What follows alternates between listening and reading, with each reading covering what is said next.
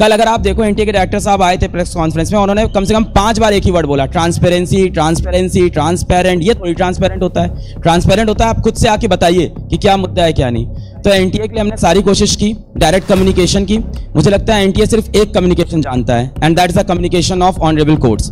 तो मैंने बहुत कोशिश की, एनटीए को लीगल नोटिस भी भेजा, एनटीए को बात करने की कोशिश की, रिक्वेस्ट भी किया, सब कर लिया, एंड आफ्टर दैट फाइनली हमने एक काम किया कि हमने जाके फिर सुप्रीम कोर्ट में पीआईएल फाइल कर दी, क्योंकि इसके सिवा कोई और ऑप्शन हम लोग के पास नहीं बचा है।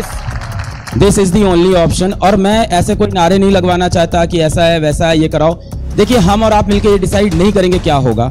इस देश में एक संस्था बनी है, वो डिसाइड करेगी, और वो संस्था का नाम है ऑनरेबल सुप्रीम कोर्ट। एंड हमें किसी चीज़ पे भी भरोसा हो ना हो, शायद हो सकता है हमारा एनटीए से भी थोड़ा सा भरोसा हिला हो, पर हमारा सुप्रीम कोर्ट से भरोसा आज तक नहीं हिला है। We believe in the legal system of this country, we believe in the constitution. और मैं एक नॉर्मल सा शिक्षक हूँ, मेरे पास इससे ज़्यादा और कुछ करने को नहीं है। मैंने वीडियोस बनाए, मैंने ट्वीट किए, मैं सब कुछ कर चुका हूँ। मुझे याद नहीं होगा पिछली बार कब मैं इतनी बार यूट्यूब पे लाइव आया होऊंगा, ऐसी बातें किया होऊंगा, मुझे नहीं याद है। पिछले 4 दिन कब ऐसा होगा जब मैंने पूछा नहीं होगा कि विद्यापीठ में टेस्ट कब है, ऑफिस में काम क्या हो रहा है। मैंने कुछ नहीं किया, 4 दिन से यही कर रहा हूँ। और जब सारी उम्मीदें मेरी फेल हो गई, फ्लॉप हो गई, और एनटीए एकदम ही कोई बात नहीं सुन रहा है, the only option I had is go to the honourable Supreme Court. So अब एक चीज़ इसमें इंटरेस्टिंग ये है कि मैंने सुप्रीम कोर्ट के अंदर जो पीआईएल दाखिल की है, उसमें किसी बच्चे का नाम नहीं डाला है।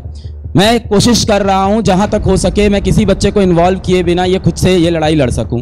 तो पीआईएल के अंदर बहुत क्लियर मेंशन्ड है कि in the Supreme Court of India civil original jurisdiction writ petition, वो तो नहीं बता सकता number, PIL in the matter of the PIL is launched अलग Pandey versus National Testing Agency. तो एकदम सिंपल ये है, किसी स्टूडेंट का इसके अंदर नाम नहीं है। अब मैं इस चीज़ का ना अफेक्टेड पार्टी नहीं हूँ, तो कल को अगर केस होगा तो वो मैं नहीं लड़ सकता, क्योंकि मैं अफेक्टेड पार्टी नहीं हूँ। पीआईएल तक मैं कर सकता हूँ, क्योंकि वो पब्लिक इंटरेस्ट के लिए। ये बात इसमें मुझे मेंशन करनी है कि इसमें मेरा कोई पर्सनल इंटरेस्ट नहीं होने वाला।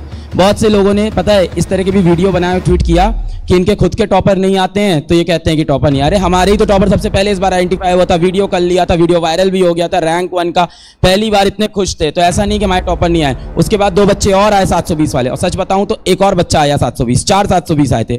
उसमें से एक बच्चा 720 वाला ऐसा था जो झज्जर सेंटर का था, जहां पे आपको पता है ग्रेस नंबर मिले हैं। उस बच्चे का एक क्रिएटिव भी बाहर हो गया था। मैंने उस क्रिएटिव को तुरंत डाउन कराया कि इस बच्चे को अपन कहीं भी प्रमोट नहीं करेंगे। और अभी आप जाके देख लो, बहुत से कोचिंग के लोग उन ग्रेस मार्क वाले 720 नंबर को भी प्रमोट कर रहे हैं। अरे वो थोड़ी टॉपर हो गया। तो हमारे यहाँ से भी टॉपर आया था, बहुत अच्छे रिजल्ट आए थे, पर पूरे अगर स्केल पे देखें तो बहुत सारे बच्चों को प्रॉब्लम हो रही थी। तो अभी रिजल्ट सेलिब्रेशन का वक्त, आज जेई रिजल्ट का सेलिब्रेशन चल रहा है ऑफिस में। उन बच्चों की क्या गलती? ऑल इंडिया रैंक 52 आई पीडब्ल्यू से, एक बच्चा था सिर्फ पीडब्ल्यू से पढ़ा, एआईआर 52 लेके आया, टॉप 100 के अंदर 3 रैंक पीडब्ल्यू से आई। मैं कुछ नहीं सेलिब्रेट कर पा रहा हूँ, मैं इसी में लगा हूँ। आई थिंक एनटीए को और ज़्यादा ट्रांसपेरेंट होना चाहिए था, और ज़्यादा एम्पैथी होनी चाहिए थी, कि समझना चाहिए था बच्चों को क्या प्रॉब्लम है। So the only option I had is go to the supreme court. And अब मैं जा चुका हूँ, मुझे बहुत ज़्यादा भरोसा है अपनी न्यायपालिका पे। मुझे लगता है वहीं से कुछ भी होगा तो वहीं से इंसाफ होगा।